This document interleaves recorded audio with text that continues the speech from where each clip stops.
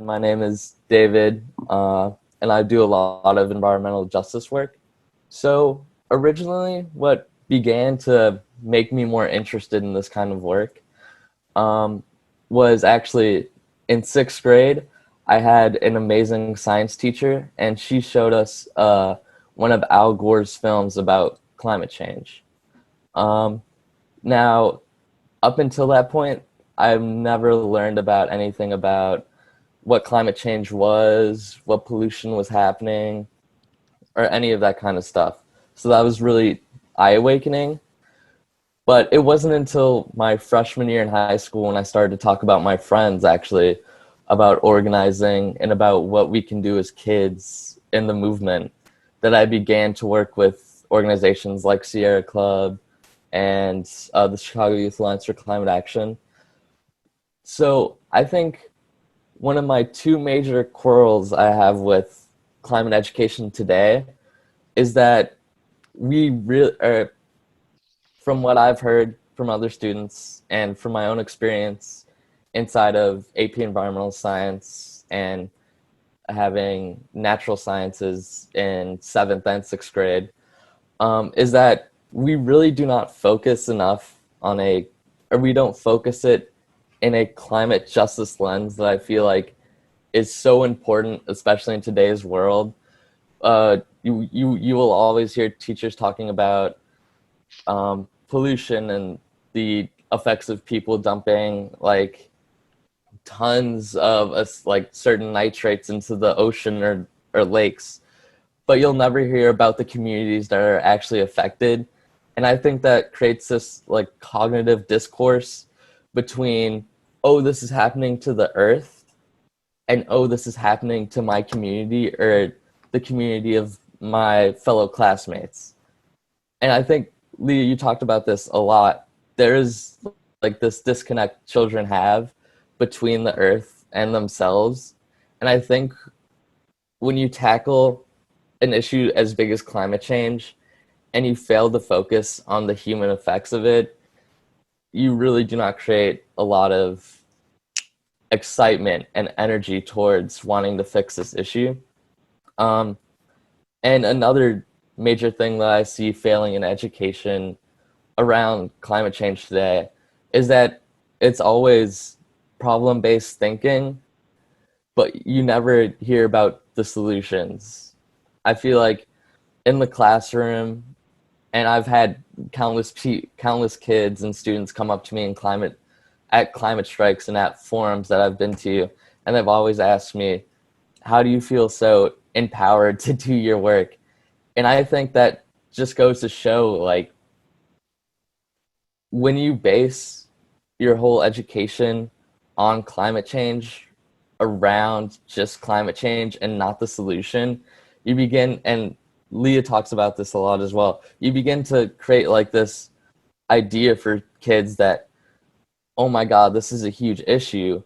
Like this, it's super bad, obviously, and like this is going to be world ending, but you never tell them how they can fix it. And I think one of the most important things and one of the best things you could do for students is teaching them how to do direct actions, teaching them like the political avenues that they can go through to actually maybe talk to their state senators, talk to their representatives, so that they know and they feel comfortable and powerful enough that when they leave the classroom, that they'll be able to do it and go out on their own. Um, so yeah, just to reiterate again, I think too often we don't focus climate change enough in a climate justice lens in the classroom. And that was, I was actually a part of this organization called the Chicago Environmental Leadership Institute, where a bunch of students, including myself, we looked at because I know, well, particularly for Illinois, we have a state board that gives teachers certain points they could hit on for what they need to have, like standards, I think they're called in education. And we tried to manipulate them in a way where where we could really focus on like climate justice and doing actual, like having kids do actual like research in their neighborhoods, like going and collecting dirt samples. So I'd be more than happy to send out some tools that we were using and some things that I think we already created so far.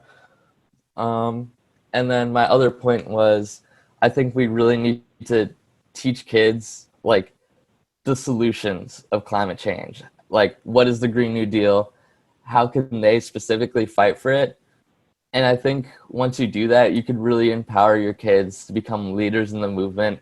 And that is at the utmost importance, I think, right now where we are. What were the critical steps that allowed you to understand where the political landscaping could be that you could start to till to shape that political landscape? And where did you find the resources that allowed you to then find that sense of agency in that process? Right. I think I got really lucky. So coming into my school, one of my closest two friends were actually a part of the first organization I worked for, the Chicago Youth Alliance for Climate Action.